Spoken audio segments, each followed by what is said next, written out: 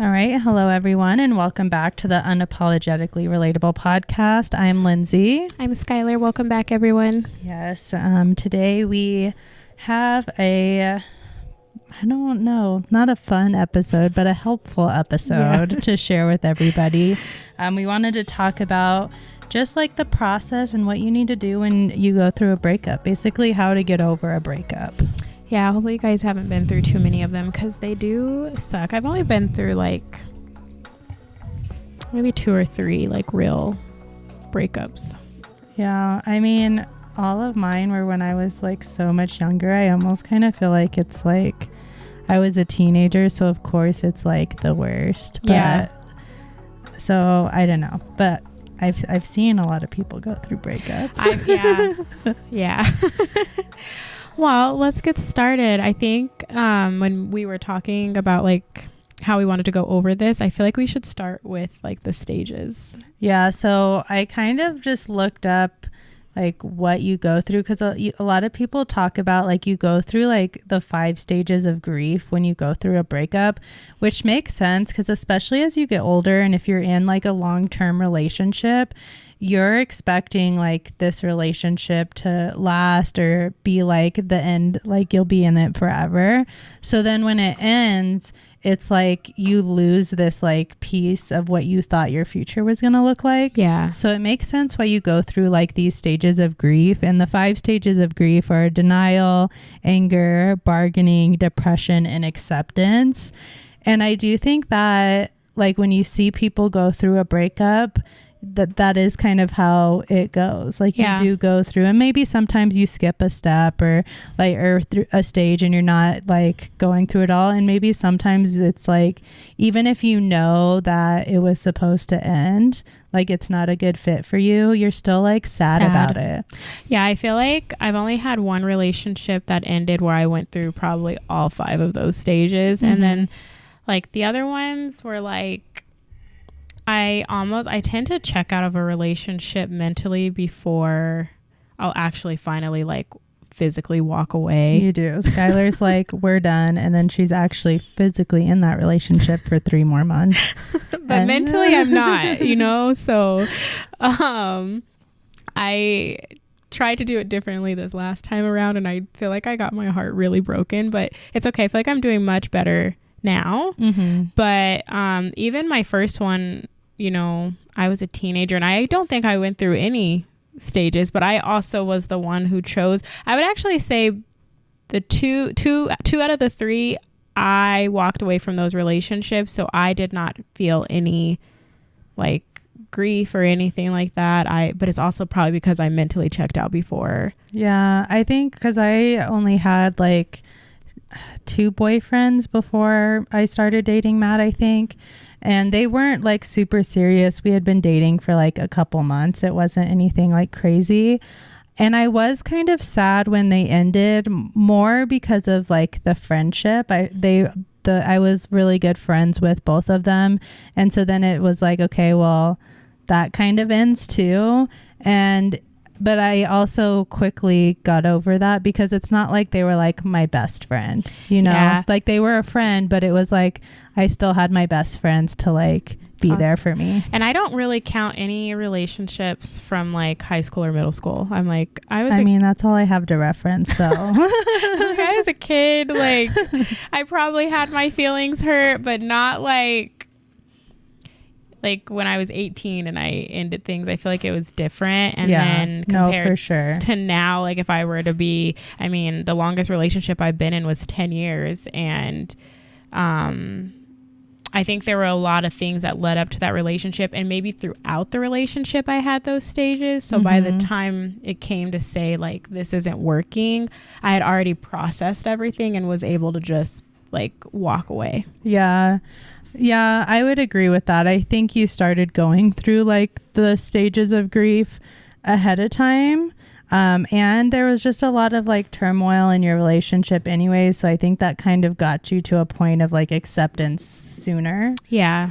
As sad as that is. But sometimes I think that's how it goes with relationships. It's like if you know it's going to end, no matter what, you're going to be sad. Yeah. But you're still, it's like, okay, but I know it's the right thing. So like you get to the acceptance point so much quicker. Yeah. I think even now, like looking at me dating people, I'm like, by the second or third date, like I'm kind of like either we're vibing or we're not, because I don't have time to waste. Like I refuse to be in another long relationship, which you can't guarantee it. Like I know that. Yeah. But I feel like nowadays people like waste your time. So I'm like, yeah, by that third date, if I'm not feeling it, you're blocked. Yeah. And then sometimes I'm like, do I need to lower my standards a little bit? But I'm like, no, I don't.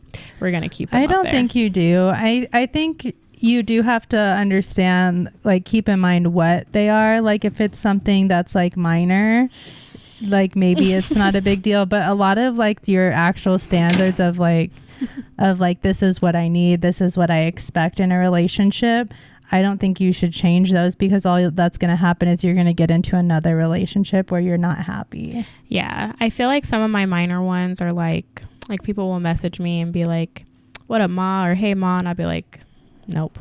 Like immediately no. Here's one thing I will say: if you want someone like super tall, that's a standard I would say not a make it or break it. I've lowered it, but like 5'9" is like the limit. Meanwhile, Skylar's like over here. How tall are you? Like I'm 5'2"? Not even. I'm 5'1". 5'9". She's like, I need a 6 foot tall man. So I've come 5'2". down a lot. That allows more people to apply, because it was pretty high. But yeah, just like there's little things that I'm like, I'm not going to settle for, and grammar is one of them. So if you can't say hello properly, no. Yeah, no, I get that. And then, because it's like you don't want to get yourself into a situation of a relationship that you already know isn't going to work. Yeah, because there's no point. I feel like sometimes even like the little situationships that people get in can be painful. They honestly feel more hurtful than like an actual breakup. And I've had one where I'm like, I feel like it was that, and then it turned into something more. And I feel like out of all the relationships I've ever been in, that one was the most hurtful. I think what's the most difficult about those situations when you're in a situationship is you're not necessarily on the same page. So maybe you go into it like, we're gonna just be friends, we're not gonna like go into anything else.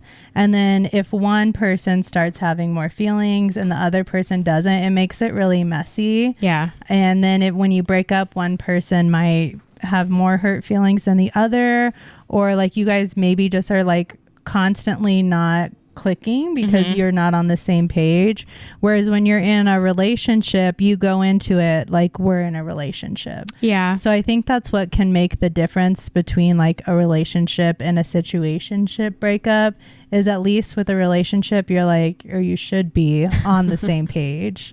Yeah. I don't know. I highly don't recommend getting into a situationship. They're not fun. I wouldn't either. I haven't been in one, but I would not recommend. So then when thinking about like how to get over a breakup, like some of the things that I did was really just taking time in my own space to really truly be sad and not being hard on myself. I did a lot of journaling. Honestly, journaling has become one of my favorite things to do. I feel like it's a great way to get everything out, like without judgment. Like you can just say whatever you want to say and however you need to say it. And any time that I feel sad and I journal, I always feel like weight lifted off of me when I'm done. That makes sense, because you're just kind of getting your feelings out, even though you're not actually like saying them to someone, because sometimes you don't want to. Yeah. This way you can still get all your feelings out and kind of clear your mind and kind of just like try to start fresh. Yeah. My other one was like talking to friends and family is what I would recommend. I feel like I talk to my friends about the breakup a little bit. I think you do to an extent. You'll like share some of what you're going through, but I don't know that you'll fully like I have like everything. Huge walls up, and it's not even that I don't trust like my friends, but like I said, I can lay it all out in my journal. I think with you, I probably share a lot more. You do, but sometimes I've noticed it'll be like it's in waves. Like, okay, here's this step, or here's what's going on. And then like a couple weeks later, okay, actually there was more. And then a couple weeks later, okay, there's more. And so like, I do get all of the information, which I think is okay. I mean, you have to process that and share what you're comfortable sharing on your own time. Yeah. That's not up to like me or anyone else to decide, like, you have to do it right now. Yeah. You kind of have to determine when it feels right and when you've processed it and feel comfortable sharing. Yeah, I definitely don't talk to my family. I get my little sisters, I will tell them things, but sometimes I think I probably do the same thing with them. But other than that, like, I'm not laying in my mom's bed and being like, Mom, and da da da da da happened and he did this, like, can you believe it? But like, I don't do that. I don't even think my mom knows that I went through a breakup. She's like, she's fine, life's fine. And then I think self-care, like we've talked about the importance of self-care, and I think it's especially important when you're going through a breakup. I feel like it's hard to want to tend to your needs, and that's the time that you really need to. And that could just be as simple as, you know, washing your face, taking a shower, putting on new clothes, and, you know, laying in bed and stuff like that. I feel like you have to find little things, and remembering to like eat, because I feel like sometimes with breakups you can fall into a depression. And I know when I'm depressed, eating is the first thing that goes. And I know other people are different. They might like to binge eat when they're feeling depressed. But I lost so much weight, not even just with relationships. Anytime I get depressed, I just stop eating. And I don't know why. So I've been very mindful that when I'm feeling in that headspace, like, even if it's just like little meals, and making sure to drink water too. Yeah. I think on the topic of like self-care, when it comes to dealing with a breakup, I think that's a really good time to do like self-reflection and just like reflection of your relationship, and kind of determine like, okay, that relationship didn't work out. What is it that I want? Like, what are my goals? What type of person do I want to be with? And then also kind of figure out like what kind of went wrong in your relationship. Look back and see like, and not just like on your partner or your ex-partner, but on both sides, like where could things have gone different. I think that will help you when you get into your next relationship, just to be like a better partner and be in a stronger relationship, if you can kind of look back and see what the issues were and what can be fixed moving forward, and not necessarily with that person, but just in general. Yeah, I think self-reflection is really important, like, in always. Yeah, because it's not always just one-sided. Like, sometimes it can be, but then if you really think about it, if it is being one-sided, like, why are you still allowing that to happen? So that's kind of like the self-reflection side on yourself, and not as a blaming type of thing, but in a way where you can grow. And like you said, be better to someone else in another relationship. You definitely need to self-reflect. I would say also don't numb the pain. I see all the time, like on TikTok, when girls are going through breakups, not that it's funny, but when they're going through breakups, they like numb the pain with like going out, and they're partying and they're drinking. And I feel like that's just like a crutch. And then when after that, like, high you get from that comes down, you're still left with all those emotions, and you can only like bury them so deep before you kind of break down. I do think that's kind of part of like the stages of grief when going through a breakup, though, is like you're either in that denial phase, or you're maybe even like in the depression phase. So you're just wanting to like feel better. So, I mean, it kind of makes sense when people do that. They kind of need a little bit of a distraction, which can make sense. But eventually you do have to kind of come to terms with the fact that you have broken up with your partner, and like, what are your next steps? Like, what do you want now? Yeah, I definitely think you have to stay busy. I personally, I'm not even a partier as it is, but I had to find ways for me to occupy my time. And then sometimes like my therapist would tell me like, it's okay to sit in that space. But just finding things that you love, you know, like reading. I love binge watching shows. And and spending time with people that I care about. I started to do kind of more of those things once I wasn't in such like a dark headspace. Yeah, maybe even like going back to things that you used to enjoy. Like maybe you used to enjoy like crafting or I don't know, whatever, but you kind of got away from that because you were busy in the relationship. So maybe just kind of go back to whatever like old habits that you used to enjoy and kind of get that could help too. It does. Mine, which I've talked about before, is The Sims. And so I haven't got to play it as much as I used to, and that's because of school. Like I eat, breathe, sleep school. But I love watching people play The Sims on YouTube. So I'll do that. One of our other best friends, I don't know why I just dubbed her as the person, but I literally send her TikToks of this one specific person who plays The Sims, and she just is always cracking up. And I'm like, I don't know why, but I just was like, She's like, I don't play The Sims, but I'll still laugh at these TikToks. You are now going to get these Sims TikToks, and they are crazy. I saw one today. A modder made is her name Bad Barbie? What's her name? Oh yeah, the Bad Barbie. Cash me outside, and all she says is "Cash me outside." Like that's literally it. So I sent that to her. I was like, "This is so stupid," but like little things like that. I love. They're like all over my TikTok now, but those things make me genuinely happy. Yeah, I mean, I think that's the kind of what you're looking for is just what can you do to just feel better.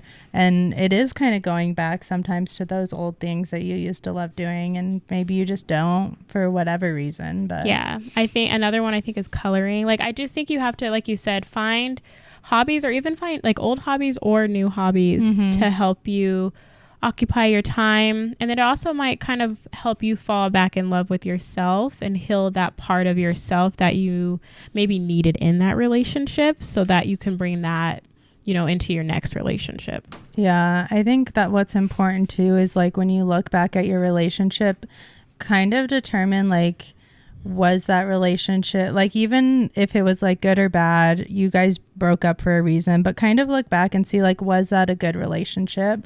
Or do I need to look for someone who's like a better person moving on? Were they kind of more of like a toxic person? Was this a toxic like relationship? And that's not going to always be the case, but it's something to kind of think about.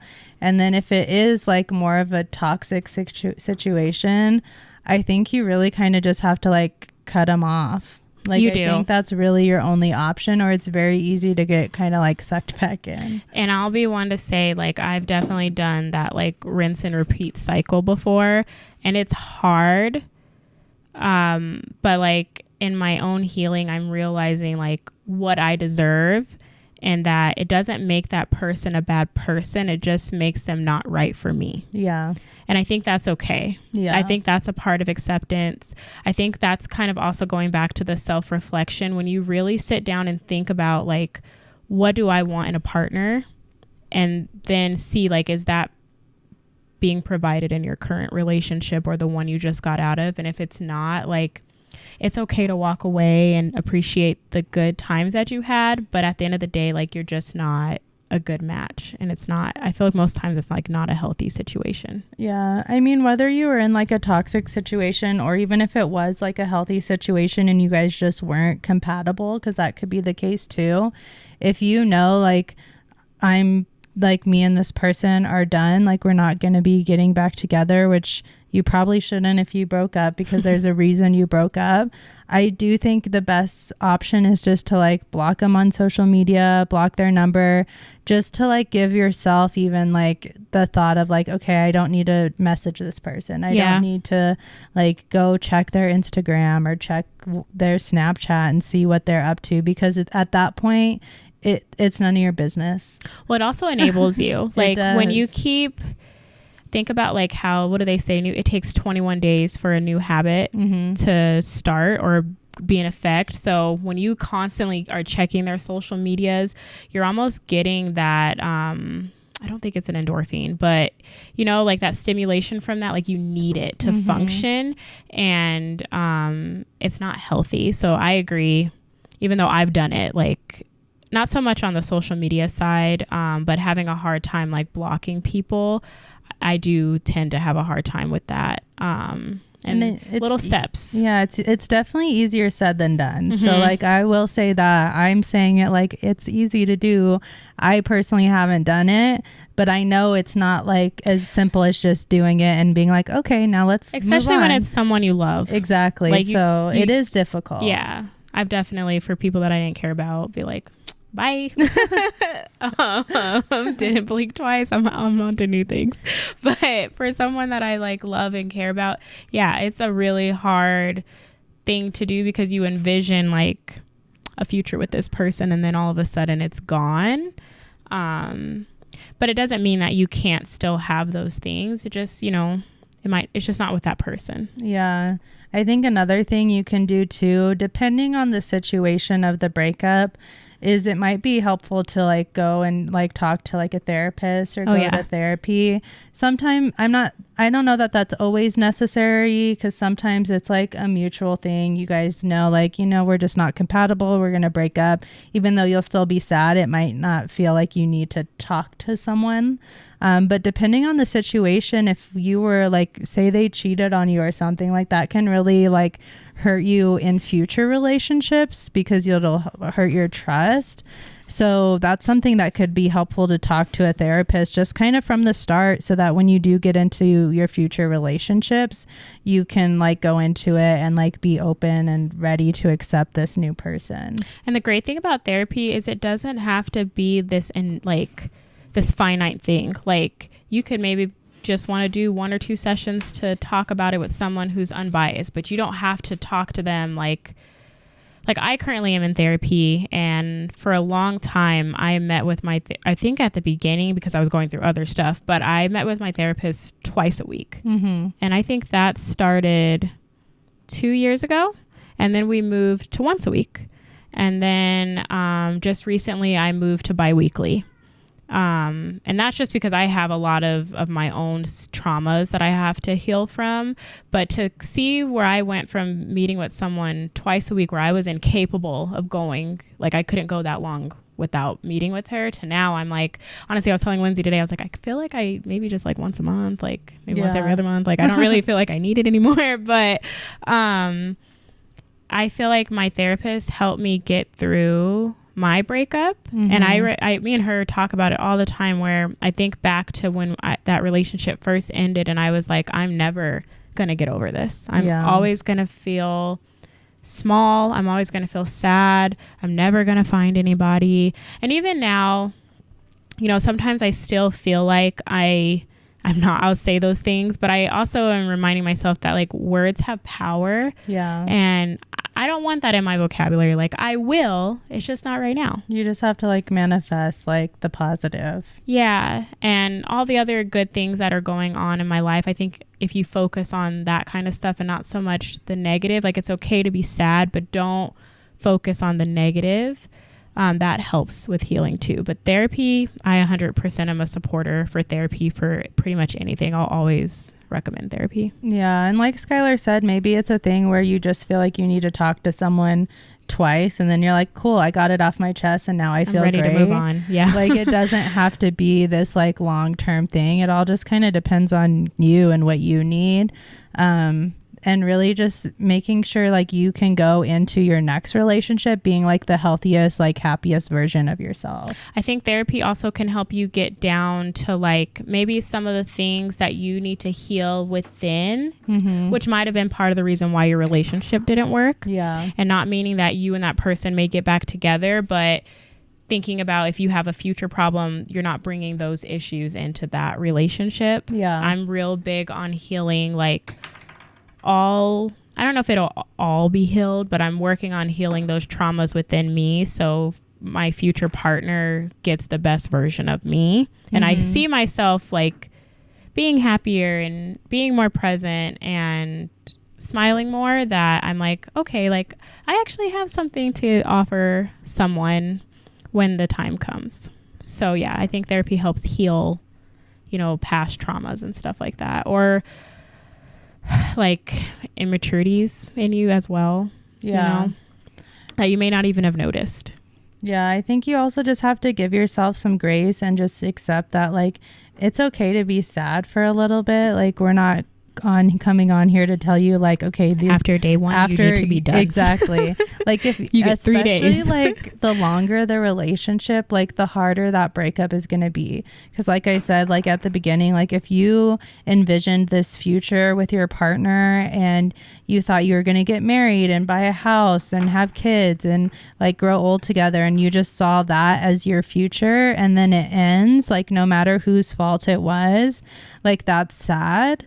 And you need to be able to kind of give yourself some time to work through that, and also like be able to forgive like if yourself and your ex-partner for whatever caused the issue. Because if you're not able to forgive them, not saying that means you'll go back to them, but even if you don't say like I forgive you, but just in your mind know like, you know what, I've forgiven them, now I can move forward, that's going to help you in the long run as well. Yeah, I think if you can't forgive someone, you're not truly over it. I agree. And like you said, it doesn't mean that you guys are getting back together. It doesn't even have to mean that you guys are friends, but it genuinely means that you're like releasing that energy. You hold no like grudges or anything towards them, and you can move forward. When you stay in that headspace, you can't move forward. Yeah, exactly. I think even still, I probably to this day, I still have a hard time with ending my relationship with Leighton's dad, because we were together for 10 years. Mm-hmm.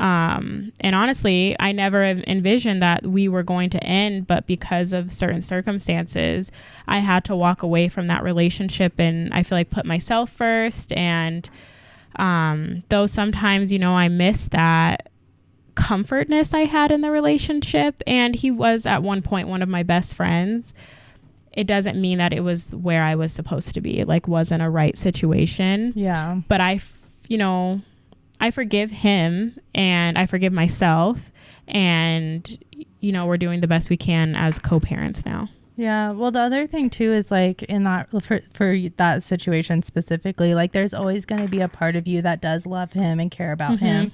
Like just because you're no longer in a relationship, it's not like suddenly all of that is cut off. Right. Like you spent so much time with him, and like you said, you envisioned this future together. Yeah. So you're always going to have a part of you that loves him and cares, but it also like you're to a point where you know like that wasn't the right relationship for you, and now you can like move on. Yeah. And like find your right partner. Yeah, I think it's all about like healing, accepting, and then, you know, trying again. Yeah. And it does take time. Like with you guys have been split up for a while now, like 2 years, right? 2 or 3 years, I don't know.